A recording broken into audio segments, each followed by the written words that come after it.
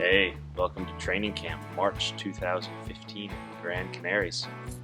Pretty excited about the season 2015 coming up with Team Thule. We're going to be racing in China several times, and thought I'd give a little recap of our last race in China in November of 2014 in Wuhan.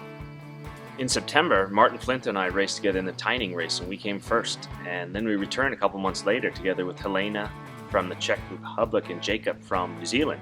And we raced as a team of 4 in Wuhan. Together, Jacob, Martin, and Helena and I, we finished 3rd overall, and here comes a short recap. So the race in China involves running, biking, kayaking, and even ropes section. We race for 3 days in a row. Each day is about 5 to 7 hours. So the running sections are really diverse. Sometimes we're power walking up really steep hills. Other times we're full speed on the asphalt, and then other times really technical trails through thick forests, open agricultural landscapes, and rice paddies. It's a really unique backcountry parts of China that most people don't even get to see. One of my favorite parts of the race this year was running through this little tiny village in the middle of nowhere, and there was this guy out grinding corn with this old-fashioned machine, and I would imagine it's the same machine they've been using for 1,000 years. It was really cool to see.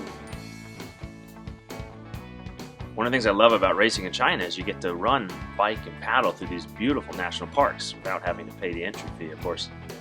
And oftentimes we're running alongside the other tourists there that are either too busy on their cell phone to enjoy the nature, or snapping pictures of us as we're running full speed by them. The races in China are full speed. Every second counts, and we do everything we can to try to save time. In some parts of the running sections, we pull each other with ropes, and in the transition areas where we're switching from one discipline to another, we help each other change our shoes, whatever it takes to keep the team going as fast as possible. A lot of times during the racing in China, we're out in the middle of nowhere. We're out in the middle of the wilderness, and we don't see many other teams.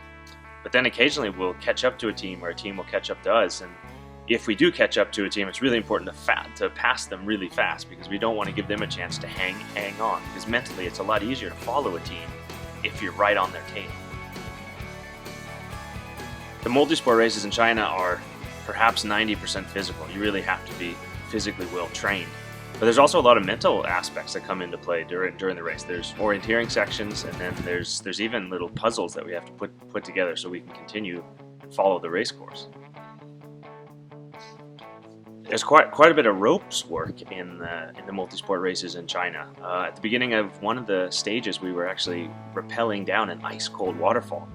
And then at the end of another day, after a long kayak section, 2 of the 4 teammates had to Jumar up a rope to the top of a bridge, and it was quite a race to the finish line on that day, because the top three teams, ourselves included, were in a neck race to the finish line. So after we had climbed the ropes after this kayak section, we had a sprint to the finish, but there was still a team challenge just before we crossed the finish line, where the 4 of us had to get over a 3-meter wall without using ropes. And we were exhausted after three full days of racing. But this required a lot of focus and concentration, and we actually managed to get over there really fast, a lot faster than some of the other teams. But when we came into the finish line afterwards, we were all smoked. So Martin, Jacob, Helena, and I will be returning to China in April. At the very end of the month, we'll be racing in a 4-day stage race in the Hubei province. It's in southern and southeast China. Really warm tropical climate. It'll be up to 35 degrees Celsius every day. The 4-day stage race involves 2 nights camping out in the wilderness. It's going to be a really tough race. Some of the best teams from New Zealand, US, Australia, Europe are all going to be there. But Team Thule is going to put in their best effort.